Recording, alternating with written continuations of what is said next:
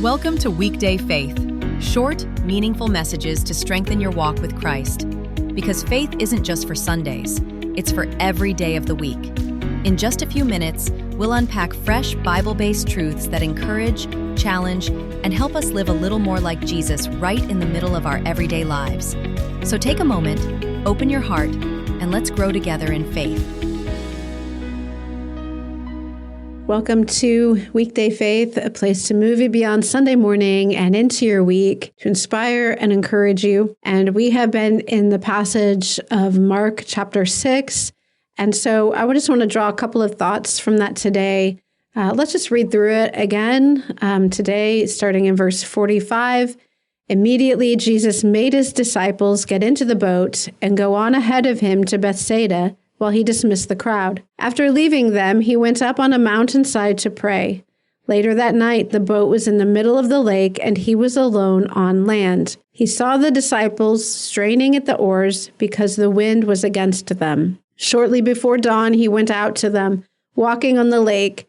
He was about to pass by them, but when they saw him walking on the lake, they thought he was a ghost, and they cried out because they all saw him and were terrified. Immediately he spoke to them and said, "Take courage, it is I, don't be afraid." Then he climbed into the boat with them, and the wind died down. They were completely amazed. And so I have two thoughts today that I want us to just take a moment around. And the first one is one that I found really interesting as I was reading this passage, and that is back up in verse 48, when Jesus was coming out onto the lake shortly before dawn. He is walking toward them, but then there's this one sentence that says he was about to pass by them. He was about to pass by them. This struck me. I'm like, wasn't the goal of Jesus to walk out to the boat, to the disciples, to get in with them? Isn't he going out to rescue them in the storm? It says he was about to walk right past them. And so I'm having to infer some things here because I don't know what was going on in the head of Jesus at this moment. Some of my thoughts from this are, first of all, that I think Jesus would have just kept right on going had they not called out to him.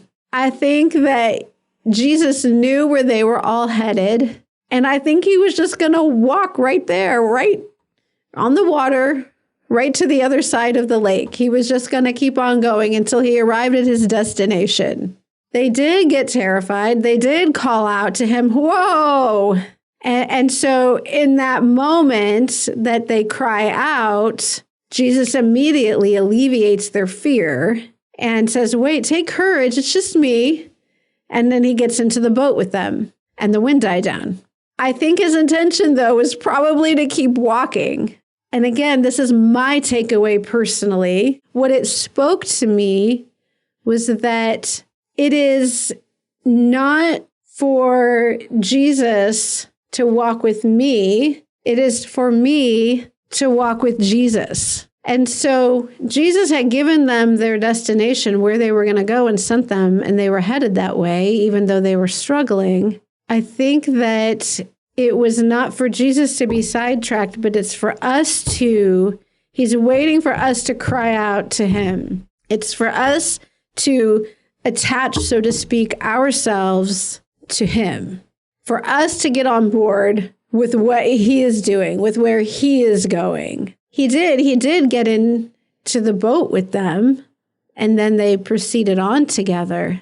And that is also that place of prayer, that place of, I think, invitation of Jesus doesn't just force himself in on us. He comes at invitations. In that moment, the disciples, they were terrified. They were crying out, and Jesus is greatly merciful. Jesus is greatly compassionate.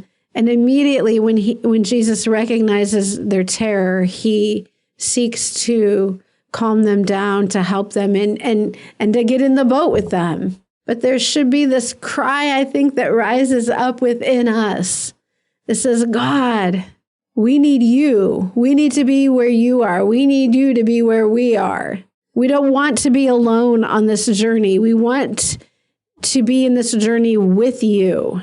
That's my first takeaway, is to get on board with Jesus, get on board with where he's going, cry out to him.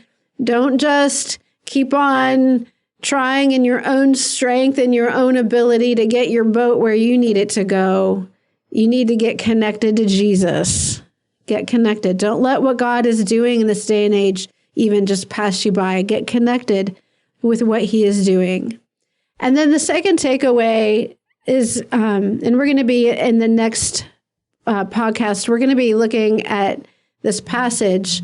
But in John chapter 6, we see this passage, and there's just a few things that are read a little different. And one of the things that strikes me is that it says that the disciples were willing for Jesus to get in their boat. And I love the phrase of that.